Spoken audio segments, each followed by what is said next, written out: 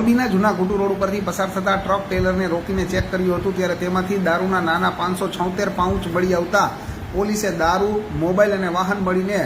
10,91,000થી વધુની કિંમતનો મુદ્દામાલ કબજે કર્યો હતો અને 2 આરોપીની ધરપકડ કરેલ છે। મળતી વિગત પ્રમાણે તાલુકા પોલીસની ટીમ પેટ્રોલિંગમાં હતી ત્યારે જૂના ઘુટુ રોડ ઉપર કારખાના પાસેથી પસાર થતા ટ્રક ટેલર નંબર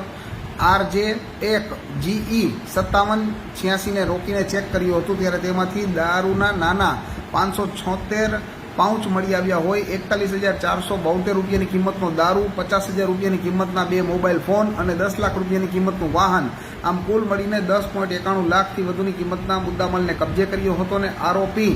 રાજેન્દ્રસિંહ ઉર્ફે રાજુ ભોલસિંહ રાવત 20 અને